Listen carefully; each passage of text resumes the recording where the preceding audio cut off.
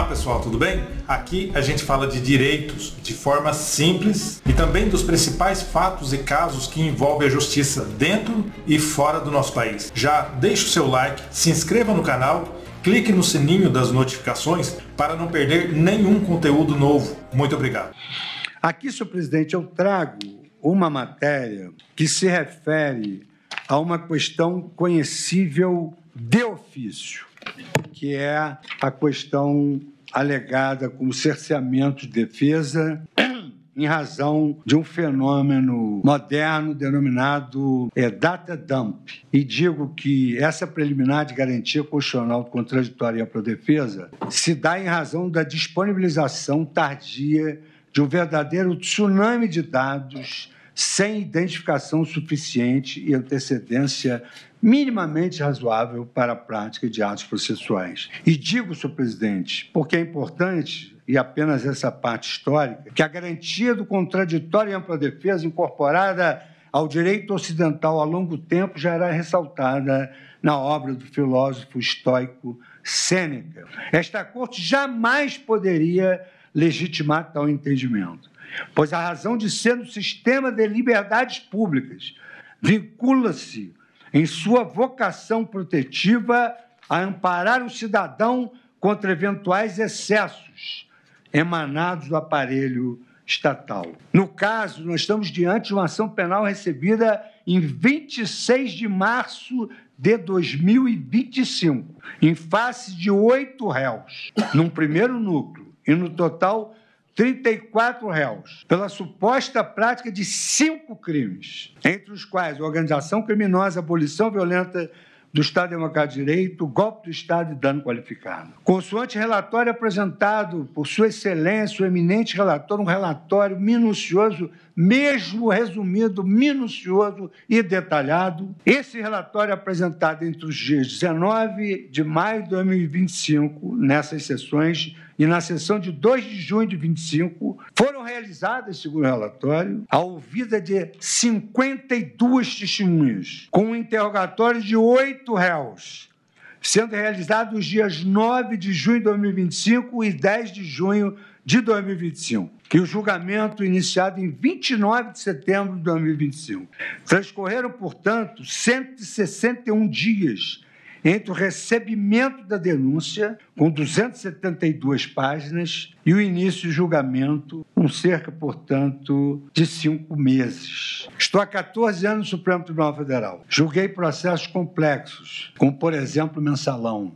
O processo levou 2 anos para receber a denúncia e 5 anos para ser julgado. Trabalho exaustivo do eminente relator, mas que diga-se a realidade. Um trabalho que ninguém conhecia melhor do que ele. Agora eu vou ter a falsa modéstia, ministro Alexandre, de dizer que eu procurei analisar cada detalhe do seu trabalho muito denso. Daí eu ter analisado todas essas páginas.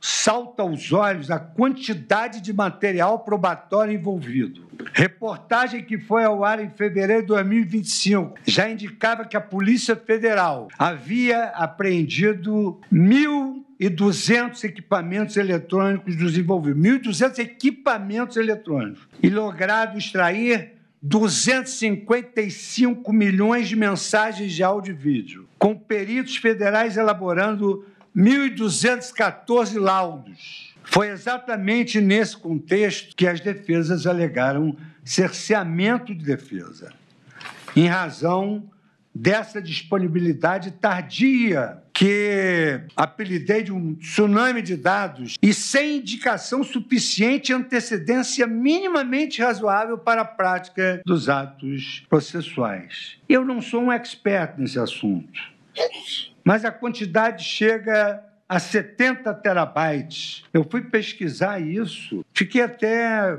nem acreditei, porque são bilhões de páginas. E já apenas em 30 de abril de 2025, portanto, mais de um mês após o recebimento da denúncia, e menos de 20 dias antes do início da oitiva das testemunhas, foi proferida a decisão deferindo acesso à íntegra de mídias e dos materiais apreendidos na fase investigativa. Apenas em meados de maio, cerca de 5 dias antes do início da oitiva das testemunhas, a Polícia Federal enviou links de acesso para as defesas de um SharePoint e, não obstante, os arquivos totalizassem 70 terabytes. 70 terabytes. Pastas e arquivos que se encontravam sem qualquer nomenclatura adequada ou índice que permitisse uma efetiva pesquisa, como também senti essa dificuldade e, por uma questão de fidelidade, dizer que não só o ministro Alexandre de Moraes me mandou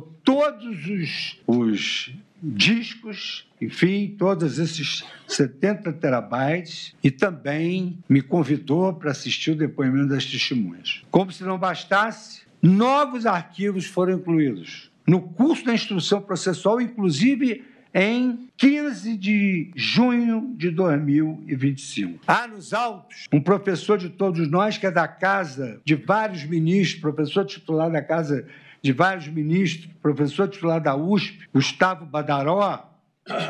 Gustavo Henrique Badaró, que destacou ter efetivamente ocorrido a violação à garantia da ampla defesa. Destaquei um trecho. É que, para exercer o seu direito à autodefesa, falando por si e de viva voz perante seu julgador, o acusado precisa conhecer plenamente, com a máxima profundidade, todas as provas que foram produzidas contra si ou a seu favor. E isso vale para os acusados de ontem e os de hoje, independentemente de suas matizes ideológicas. O devido processo legal vale para todos. Nesse ponto, eu grifo o que vem sendo denominado pela doutrina de data dump ou document dumping, que é a disponibilização tardia desses excetos de dados. Por isso, senhor presidente e egrégia turma, em razão da disponibilização tardia de um tsunami de dados, data dump, sem identificação suficiente e antecedência minimamente razoável para os atos processuais, e eu confesso que tive dificuldade para elaborar um voto imenso. Eu acolho a preliminar de violação à garantia constitucional do contraditório e da ampla defesa e reconheço a ocorrência de cerceamento e, por consequência, eu declaro a nulidade do processo desde o recebimento da denúncia. Já deixe o seu like, se inscreva no canal, clique no sininho das notificações para não perder nenhum conteúdo novo. Muito obrigado.